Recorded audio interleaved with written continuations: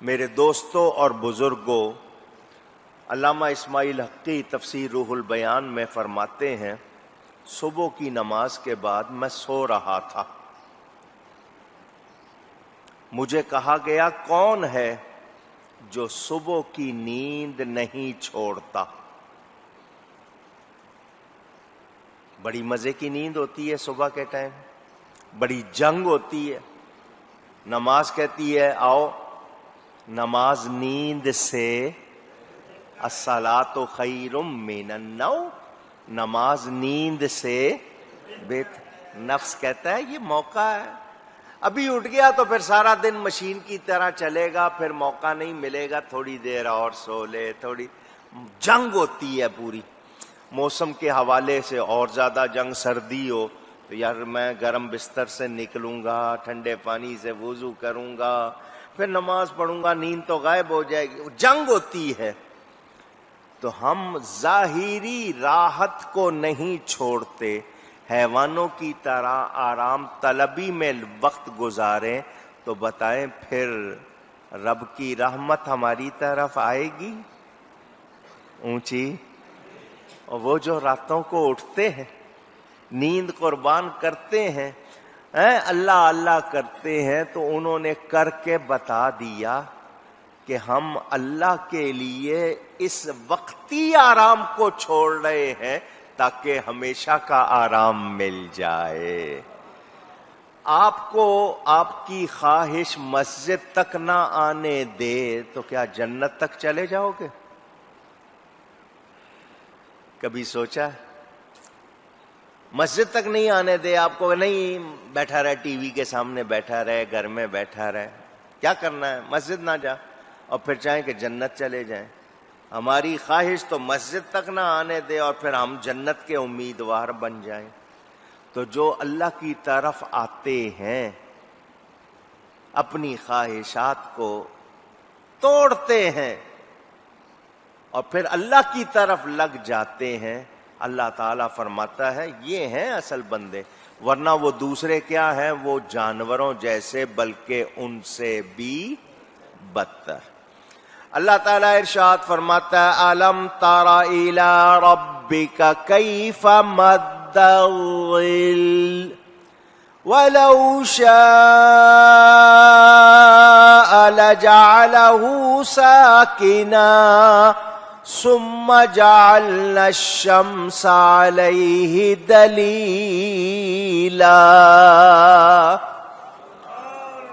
اے محبوب، کیا تم نے اپنے رب کو نہ دیکھا کہ کیسا پھیلایا سایہ اس نے، اور اگر چاہتا تو اسے ٹھہرا یا ہوا کر دیتا، پھر ہم نے سورج کو اس پر دلیل کیا۔ علم تارا، عربی گرامر جس کو آتی ہے وہ جانتے ہیں، یہ استفہام انکاری کہلاتا ہے۔ مجھے اس کی انگلش ابھی تک نہیں معلوم، آ جائے گی تو بتا دوں گا۔ استفہام انکاری اردو میں سمجھا دیتا ہوں تاکہ سمجھ آ جائے۔ علم تارا، کیا آپ نے نہیں دیکھا؟ کیا آپ نے، یہ کیا کا لفظ کیوں ہے؟ اگر میں یہ کہوں آپ نے نہیں دیکھا بات، لیکن کیا آپ نے نہیں دیکھا یہ استفہام انکاری۔ مثلا میں آپ سے کہوں کیا آپ سن نہیں رہے، تو کیا مطلب آپ سن رہے ہیں؟ کیا آپ نے نہیں دیکھا کا مطلب کہ آپ نے اونچی۔ اب پڑھو نا، آپ کو یہ بات سمجھ آ گئی نا؟ اب پڑھو، أَلَمْ تَرَ كَيْفَ فَعَلَ رَبُّكَ بِأَصْحَابِ الْفِيلِ۔ اے محبوب، کیا آپ نے نہیں دیکھا اللہ نے ہاتھی والوں کے ساتھ کیا کیا؟ مطلب کیا ہوا؟ محبوب جو موجود تھے وہ سر کی آنکھوں سے دیکھ رہے تھے، آپ نور نبوت سے دیکھ رہے تھے۔ اللہ اکبر، یا رسول اللہ۔ علم تارا، یہ استفہام انکاری، اے محبوب کیا تم نے نہیں دیکھا؟ کیا مطلب؟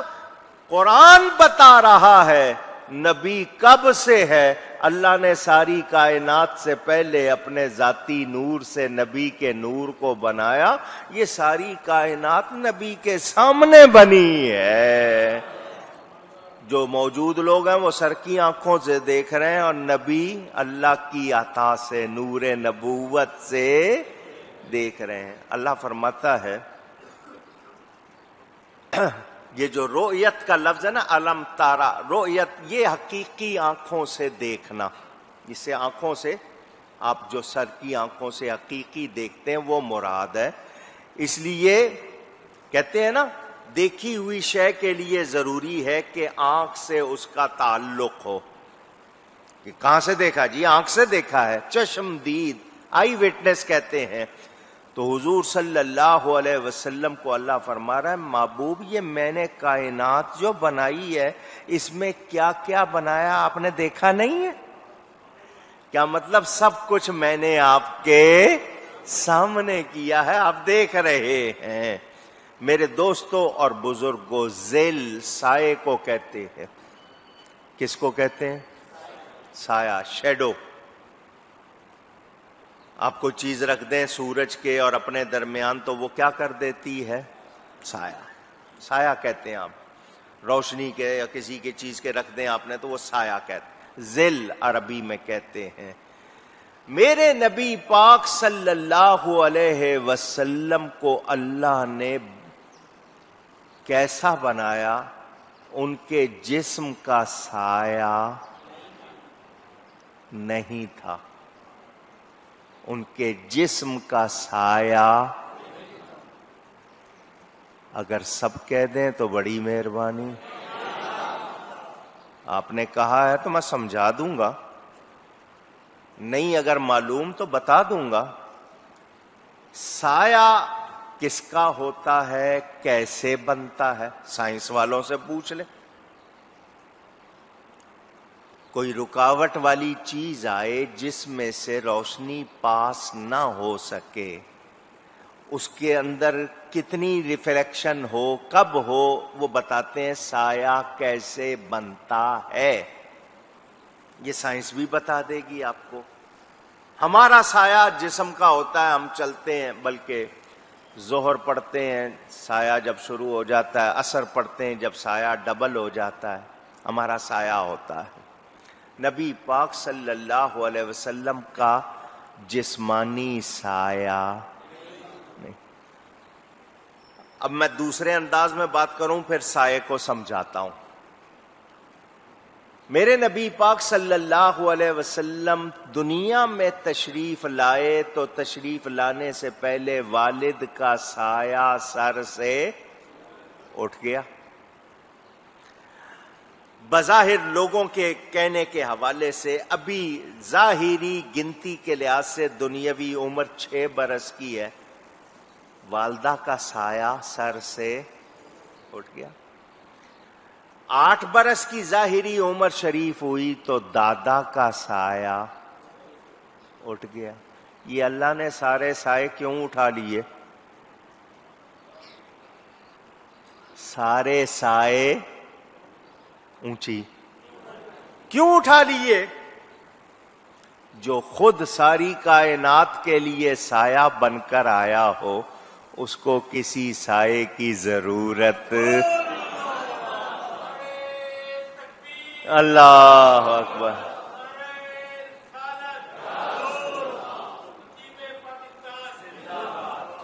وہ اللہ کی رحمت کا سایہ بن کر آئے ہیں، اور اگر یہ سائے رہتے، کہتے ہیں نا بچہ اچھا ہو جائے، لوگ کہتے ہیں باپ دادا کی تربیت ہے، باپ دادا کا اثر ہے۔ اللہ نے باپ دادے کو اٹھا لیا، کوئی یہ نہ کہے محبوب میں باپ دادے کا اثر ہے، محبوب میں جو کچھ ہے رب کا دیا ہوا ہے۔ یہ میں نے ایک بات آپ کے لیے ویسے کر دی، لیکن حضور کے جسم کا سایہ نہیں تھا۔ اب میں سمجھا دیتا ہوں، جنہوں نے سنا ہوا ہے وہ پھر سن لیں، جنہوں نے نہیں سنا وہ یاد کر لیں۔ یہ آپ کے سامنے ستون ہے، پلر، آپ اردو میں کیا کہتے ہیں؟ اردو میں بھی پلر کہنے لگ گئے، چلیں ٹھیک ہے، حالانکہ پلر انگلش کا لفظ ہے. ستون کہتے ہیں آپ. سمجھانے کے لیے کہہ رہا ہوں، یہ ستون زیادہ بھاری ہے یا اس کا سایہ زیادہ بھاری ہوگا؟ پوچھ رہا ہوں، سوچ کے جواب دینا بہت تسلی سے، گھبراہٹ نہیں. ستون زیادہ بھاری ہوگا یا اس کا سایہ؟ ستون. اس کا سایہ کسی پر پڑے تو کوئی نقصان ہوگا؟ خدا نہ خواستہ، اللہ نہ کرے، ستون کسی پہ آ گیا تو بچے گا؟ اللہ معاف کرے. ہمیں پتا چل گیا کہ یہ جو وجود ہے یہ بھاری ہے، اس کا سایہ اس سے ہلکا ہے، اس کا سایہ اس سے. اب جملہ یاد کر لیں، جس کا سایہ ہوتا ہے، یاد کر لیں، جس کا سایہ ہوتا ہے اس سے لطیف ہوتا ہے. اس سے لطیف کو آپ ہلکا ہی کہیں گے، حالانکہ لطیف کے معنی اور ہیں، مگر سمجھنے کے لیے جس کا سایہ ہوتا ہے اس سے لطیف ہوتا ہے، اس میں لطافت ہوتی ہے. یہ بھاری ہے، یہ کثیف ہے، مگر اس کا سایہ لطیف ہے. سمجھنے کے لیے بہت نازک بات، جو خاص بات ہوتی ہے نا نازک، اس کو لطیف کہتے ہیں. یہ وجود بھاری کثیف، اس کا سایہ لطیف. میں نے بتا دیا جس کا سایہ ہوتا ہے اس سے لطیف ہوتا ہے. نبی کا سایہ ہوتا تو ان سے لطیف ہوتا یا نہیں؟ اونچی کہہ دیں. حضور صلی اللہ علیہ وسلم کے جسم کا سایہ ہوتا تو وہ جس کا سایہ ہوتا ہے اس سے لطیف ہوتا، ان کا سایہ ہوتا تو ان سے لطیف ہوتا یا نہیں؟ میرے نبی سے زیادہ لطیف ہے کوئی نہیں. میرے نبی سے زیادہ لطیف ہے کوئی نہیں، تو ان کا سایہ ہوتا تو ان سے زیادہ لطیف ہوتا. جب نبی سب سے زیادہ لطیف ہے، اللہ نے سایہ بنایا ہی نہیں. اللہ نے سایہ بنایا ہی نہیں. جسم کا سایہ نہیں ہے، ان کی نورانیت کا سایہ پوری کائنات پر ہے. سمجھ آ گئی؟ ذیل کس کو کہتے ہیں؟ سائے کو کہتے ہیں. میرے دوستوں اور بزرگوں، سورج اور اس کی روشنی جس کو آپ دھوپ کہتے ہیں، جہاں سورج کی روشنی نہ پہنچے اس کو بھی ظل سے تعبیر کیا جاتا ہے. زوال شمس کے بعد گرامر میں کہا جاتا ہے، قاموس میں اس کا اطلاق ہوتا ہے، پہلے سورج سائے کو تھوڑا تھوڑا کر کے زائل کرتا ہے، زوال تک یہی صورت رہتی ہے. زوال کے بعد سایہ سورج کی روشنی کو کاٹنا شروع کر دیتا ہے، یہاں تک کہ سورج کی روشنی ختم ہو جاتی ہے. اور یہ سلسلہ سورج کے زوال سے شروع ہو کر غروب تک جاری رہتا ہے. یعنی وہ ذیل جو سورج کی روشنی کا ناسخ ہوتا ہے، اسے فے سے بھی تعبیر کیا جاتا ہے، الفی یہ بھی کہا جاتا ہے. اور اس لیے بھی کہ مشرق سے مغرب کی طرف سورج کا سفر ہوتا ہے، یعنی زوال سے غروب کو پہنچتا ہے، اور اس کا تعلق صرف زوال تک رہتا ہے. اب معنی کیا ہوگا؟ اللہ تعالی نے کیسا سائے کو پیدا فرمایا؟ پہاڑوں، مکانوں، درختوں سے. جب سورج آگے بڑھتا ہے اللہ تعالی اپنی قدرت کا بیان فرما رہا ہے کہ اللہ تعالی کے لیے کوئی ضروری نہیں ہے کہ کوئی چیز ہو تو ہی وہ کرتا ہے، کچھ بھی نہ ہو تو وہ کر سکتا ہے۔ آپ کو سایہ کرنا ہو چھتری لگائیں گے، کوئی رکاوٹ بنائیں گے، اللہ سمیٹنا چاہے سمیٹ سکتا ہے یا نہیں؟ جس پر کرنا چاہے کر سکتا ہے یا نہیں؟ پوچھ رہا ہوں، بادل نہ ہو اللہ کے لیے کوئی مشکل ہے؟ اللہ تعالی ساکن کرنا چاہے، سائے کو ٹھہرانا چاہے ساکن بنا سکتا ہے، اس کو پھیلانا چاہے تو اونچی گئیے گا، میرے رب کے لیے کوئی مشکل نہیں ہے۔